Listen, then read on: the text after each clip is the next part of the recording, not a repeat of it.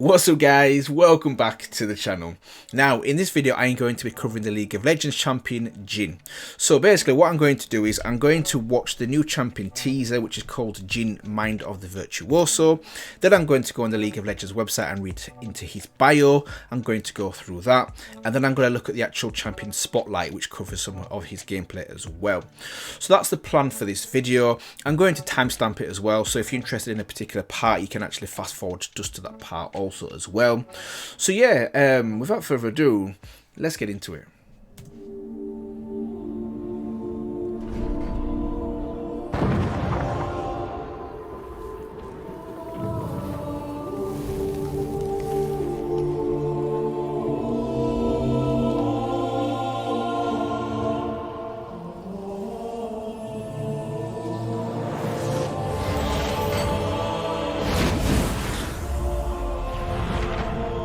Wow, wow, I wasn't expecting that.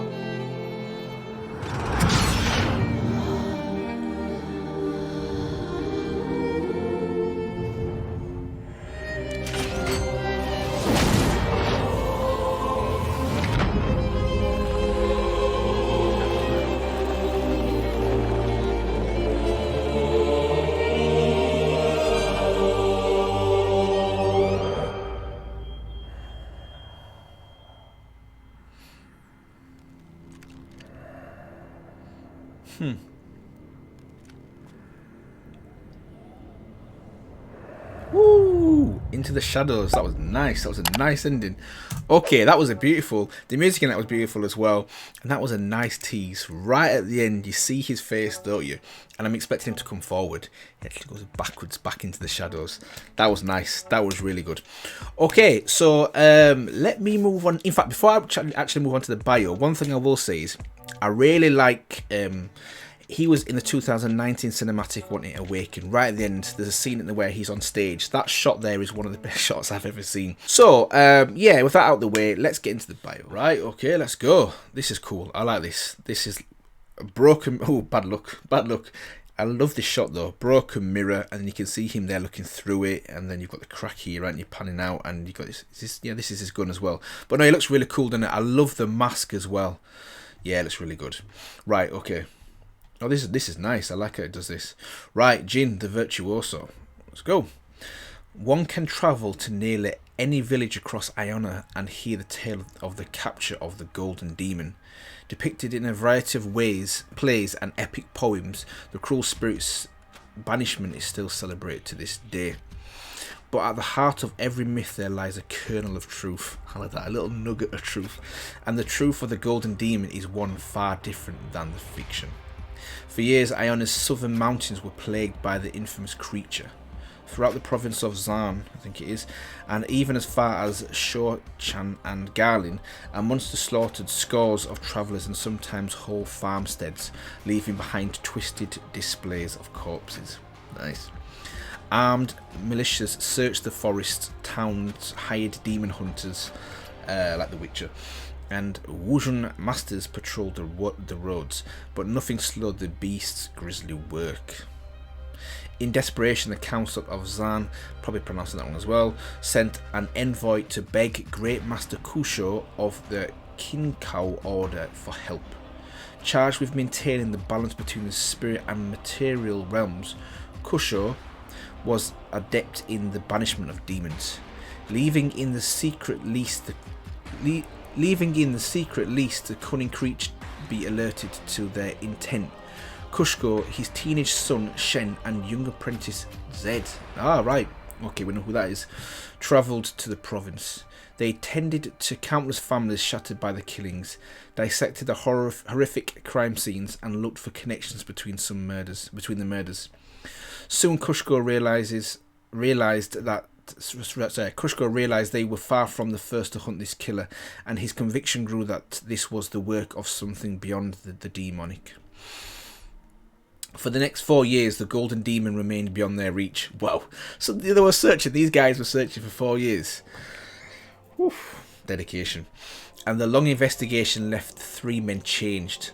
The famous red mane of Kushko turned white. Shen, known for his wit and humour, became sombre, and Zed, the brightest star of Kushko's temple, began to struggle with his studies. It was almost as though the demon knew they were seeking it and delighted in the torment sown by their failure.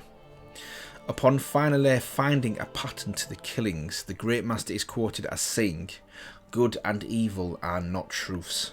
They are born from men, and each sees the shades differently." Kushko sought to hand off the investigation, believing now they sought not a demon but a wicked human or Vashdaya, taking them beyond the Kushko's mandate. The King Cow's mandate. Shen and Zed, unwilling to turn back after they had sacrificed to bring the killers within reach, convinced him to continue the hunt. On the eve of the Spirit's Blossom Festival in whatever pass, Kusho disguised himself as a renowned calligrapher to blend in with the other guest artists. Then he waited. Shen and Zed laid a carefully prepared trap, and at long last they found themselves face to face with their hated quarry. Kusho was proven right. The famed Golden Demon was a mere stagehand in Zhao's travelling theatre and opera houses, working under the name of Kada Jhin. So I wonder if this... Okay, let's just read it. After they caught Jhin, it's got to be a minute, young Zed made to kill the cowering man, but Kusho held him back. He reminded his students that they had already broken their remit and that killing Jhin would only worsen matters. Kusho worried that knowledge of Jin's humanity would undermine the harmony and trust that defined Ionian culture, or could even encourage others to commit similar crimes. Despite Jin's actions, the legendary master decided the killer should be taken alive and locked away within the monstrosity prison of Tula. Shen disagreed, but submitted to the emotionless logic of his father's judgment. Zed, disturbed and haunted by the horrors he had witnessed, was unable to understand or accept this mercy, and it is said a resentment began to bloom in his heart. Imprisoned in Tula, Jhin kept his secrets, revealing little of himself as many years went by. The monks guarding him noticed he was a bright student who excelled in many subjects, including smithing, poetry and dance. Regardless, they could find nothing to cure him of his morbid fascinations. Meanwhile, outside the monastery's walls, Iona fell into turmoil as the Noxian Empire invaded, and war awoke the tranquil nation's appetite for bloodshed. Jhin was freed from Tula sometime after the war with Noxus, possibly put to use by one of the many radical elements vying for power of the First Lands near the conflict's end. He now has access to Kashura's armories, new weapons, though how he came to possess such implements of destruction and what connection he has to Kashuri is still a mystery. Whatever his shadowy patrons might be, they have endowed Jhin with nearly unlimited funds and seem unconcerned by the growing scale of his performances. Recently, he attacked members of Zed's Yanele order, and mass murderers and assassinations bearing his name, Flare, have occurred not only across Iona's many regions, but also in distant Piltover and Zaan. It seems that all of Runeterra might be a canvas for the atrocity that is Kada Jhin's art, and only he knows where the next brushstroke will fall. Okay, cool. No, that was good. I really did enjoy that, actually. Really good to read up on his bio. Cool to see his backstory as well, how he started out, who captured him, and then obviously how he escaped as well. Now, oh, that's cool. Oh, okay, that's cool. That's cool. I like how it does this as well. So it links, obviously, these characters. So this, right. So this is Shen. So this guy is the, he was the master of Akala in the lesson. So Tales of Runeterra video, which was really good as well. The lesson, he was her master in that as well. And obviously this is Zed, which we know about, or at least I know about as well. So that's cool. It's really interesting to have, obviously, how it ties in all these characters to this bio as well. I like it mentions before about how he was the stagehand in this travelling theatre. And that ties in nicely, doesn't it, with that image I mentioned in the 2019 cinematic, where he's on the stage and he's bowing down on the stage, which is such an epic picture. But that ties in nicely now with obviously his history, his past, and where he kind of came from as well. So yeah, that was really good. So let me move on now onto the spotlight for Jhin, which is his gameplay. Welcome to the League of Legends Champion Spotlight, featuring Jhin, the Virtuoso. Such a cool image, that, isn't it? So cool. I love that. So I believe that's his login screen as well, isn't it? That's the login screen for Jhin. A twisted murderer behind a smiling mask, Jhin isn't interested in simply killing his victims, but obsesses over killing them perfectly. He sees death as the single most important moment in a person's life, and strives to make each spectacular. Dark. That really reminds me of as well. It reminds me of Hannibal, the TV series Hannibal. Great TV series as well. But obviously, and Hannibal, the actual Hannibal Lecter, the Silence of the Lambs movie as well. But more so the TV program, because he also is obsessed in it. He's obsessed with death, but making every single death artistic. Like he said there, he wants to make it perfect. So I'm getting the vibes of Hannibal from this character as well.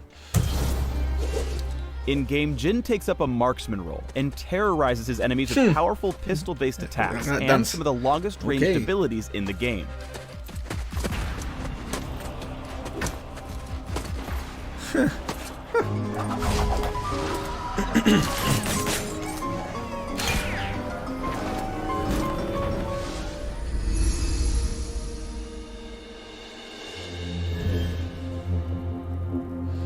Jhin's passive is named after his gun, Whisper, and has two components. First, Whisper can only chamber 4 bullets, the last of which always crits and deals bonus damage based on his target's missing health. After he's fired his 4th bullet, or if a few seconds pass without him firing at all, Jhin will take a moment to reload. Next up is Jhin's Q, Dancing Grenade. Jhin throws a canister at an enemy, which deals damage before bouncing to the next nearest baddie. Dancing Grenade can strike up to 4 total targets, and deals increased damage on successive bounces whenever it lands a kill. The damage amp stacks, meaning Dancing Grenade will deal tons of damage on its 4th bounce if the previous 3 all scored a kill. Wow. Use Dancing Grenade to keep your damage flowing while you're reloading, and to inflict damage on your target whenever they're near low health minions. You also get easy minion gold, which is nice. Now to Jhin's W. Deadly Flourish passively marks enemy champions who've been struck by Jhin's basic attacks, his E, or allied champion damage. When activated, Jhin fires a shot in a target direction that stops on the first enemy champion struck, damaging them along with all minions and monsters along the way. So mud range. If Jhin hits a marked target, Deadly Flourish will root them and gift Jhin a burst of movement speed as well. Use Deadly Flourish to help out your allies from backstage. As mentioned in the Jhintroduction, you have massive range, especially with your W, and you can help your allies flee from danger or stick to their target. Yeah, exactly. The guy's got some crazy range, hasn't he? And like it says, he obviously orchestrates things from the back or from backstage, which ties in nicely, doesn't it, with his bio and his kind of like his history as well.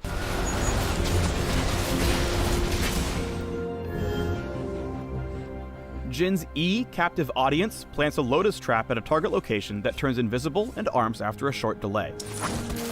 Enemy champions who walk over these traps trigger them, revealing... Yeah, so this was the actual... This is what I actually saw in the 2019 cinematic as well. There's that part in the where, I forgot the name of the woman, but she comes in with her army, doesn't she? And the guys, they get trapped in these Lotus Traps, don't they? And I didn't realise at the time that they were what Jhin had set. But clearly now I do. So he was the one that set them Lotus Traps for her and her army as well. Cool. Nearby enemies and creating a sizable slowing zone for a couple of seconds. That's basically the countdown timer to GTFO, because when the slow zone collapses, it deals damage to everyone still inside. You know what that means, don't you? Jhin can store up to 2 traps at a time, and once they're placed, they last a couple of minutes before disarming. Captive Audience also has a passive, Beauty in Death, which causes enemy champions killed by Jhin to instantly create the same slowing zone and subsequent explosion as a triggered Lotus Trap. Place your Captive Audience traps along typical jungler paths to buy you a few seconds during enemy gank attempts. Remember to keep an eye on your map though. traps save lives, but only with solid map awareness. So it's like a flare as well then. Cool. Yes, that's nice. So you can actually put his ability E as well. When he puts out the Lotus Flower out, it's like a, yeah, like I said, it's basically like a flare, which really helps as well, or like a scout. Especially on maps like this, clearly where you can see that obviously you've only got a certain line of sight as well. So it's really important to increase that range. So yeah, cool. Finally, Jhin's ultimate is Curtain Call. Curtain Call. On first activation, Jhin takes aim in a broad target area. How far? He can then reactivate Curtain Call to fire up to 4 Wow. shots. Each bullet reveals the area around them as they travel, damaging minions and monsters in their path, and stopping at the first enemy champion struck. That's mad. Each round slows the champion they hit and deals increasing damage based on the snipee's missing health. In case you haven't picked up on it yet, 4 is totally Jhin's favorite number, 4. so the deadliest bullet, which is guaranteed to crit, comes last. Finally, if his targets all manage to duck hunt their way out of Jhin's target area, he can cancel Curtain Call early and refund a portion of its cooldown based on the number of unspent bullets. Curtain Call is clearly a super powerful execute move, but sometimes you're better off using it to slow distant enemies for your allies that are chasing them down. Or you can just steal all their kills. I mean, you're a marksman. You do need the gold more than they do.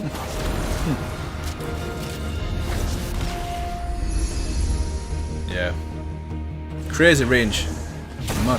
Jhin is nasty in lane when he teams up with a CC heavy support. Nasty. To get the isn't it? biggest bang out of your buck, you want to chain Deadly Flourish so it roots right before your lane pal's CC wears off. Jhin can start fights from well outside counterattack range, using Deadly Flourish and Curtain Call to whittle down or kill off your enemies. Wow. Here His range is mad. He's got to be one of, like you said, I think there, or if not the most ranged character in the league. Look how far he's got in that range. sets up to go foraging for kills from the opposite side of the Dragon Pit, So annoying. landing his 4th shot on Jinx to speed into the fight. From here, Jhin waltzes in, hitting whatever's convenient before flashing towards Jinx and killing her off with that lethal 4th bullet. Yeah, cool. Jhin has a ton of tools to help his team take down stranded enemies, even when the Virtuoso himself is miles away. Alistair tries going in, but ends up pulverizing a whole lot of nothing after a pretty gnarly flash. Now stranded, Jin's allies start hungering for beef, applying the passive from Deadly Flourish and setting up a long-range route. Wow. Repeated slows from Curtain Call then send Alistair to the slaughterhouse, meaning Jhin tipped the cow's fate while remaining farther than a screen away. That's crazy. That is mad. Thanks for tuning in to the Jhin Champion Spotlight. Please subscribe to the Riot Games YouTube channel and leave us your comments. Wow, that was impressive. That was really good actually to watch as well. I loved actually how the video, this gameplay, this spotlight video broke it down. I love how it showed obviously his abilities. It brought out each and every single ability, and then it showed in various situations how you can maximize his ability to either escape, to get the kill, to slow down someone. Really, really good. So yeah, I did enjoy that. So I think what I'm going to do as well is going forward, I'm going to try and do this showing the spotlight for gameplay of the characters as well. So for example, next week I will be doing the boss, which is set, and I will be doing a spotlight gameplay trailer reaction and review on that as well. So yeah, I think I'll leave it here today, guys, on this one. Jhin the Virtuoso was really good. Hopefully you guys enjoyed my reaction and breakdown of these parts as well. And if you did, feel free to let me know, please. Feel free to like, comment, let me know in the comment section what you think. And also maybe subscribe as well for more content like this. One other thing I will quickly say as well is, if you do subscribe, don't forget to hit that bell icon so you don't miss out on future videos. I will be doing set next Wednesday. Yeah, so I will see you guys in the next one.